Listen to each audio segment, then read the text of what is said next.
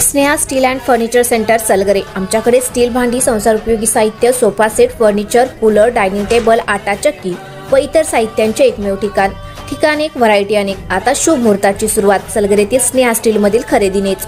वाजवी दर, सजवा फर्निचरने तुमचे घर। सर्व साहित्यावर बजाज फायनान्सची खास सोय उपलब्ध।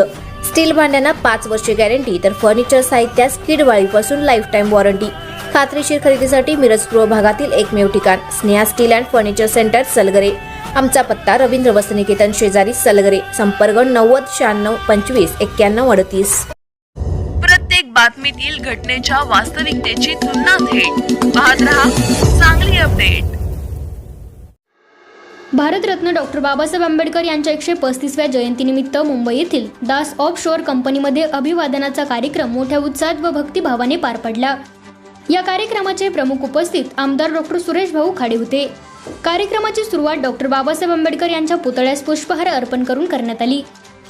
यावेळी आमदार डॉक्टर सुरेश भाऊ खाडे यांनी बाबासाहेबांच्या कार्याचा व विचारांचा गौरव करताना सांगितले की भारतीय संविधानाचे शिल्पकार म्हणून डॉक्टर बाबासाहेब आंबेडकर यांनी देशाला लोकशाही, समता, स्वातंत्र्य आणि बंधुता या मूल्यांची भक्कम पायाभरणी करून दिली।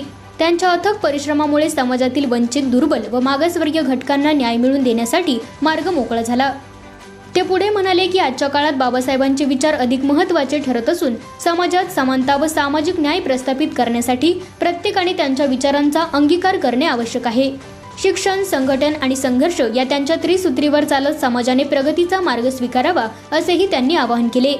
या प्रसंगी दास ऑफशोअर कंपनीचे अधिकारी, कर्मचारी तसेच विविध सामाजिक क्षेत्रातील मान्यवर मोठ्या संख्येने उपस्थित होते। उपस्थितांनी बाबासाहेबांच्या विचारांचे स्मरण करून समाजातील विषमता दूर करण्यासाठी एकत्रितपणे कार्य करण्याचा निर्धार व्यक्त केला। कार्यक्रमाच्या शेवटी सर्वांनी एकमुखाने बाबासाहेबांच्या कार्याला अभिवादन करून त्यांच्या आदर्शाप्रती निष्ठा व्यक्त केली। हा कार्यक्रम अत्यंत प्रेरणादायी वातावरणात पार पडला आणि उपस्थितांमध्ये नवचैतन्य निर्माण करणारा ठरला।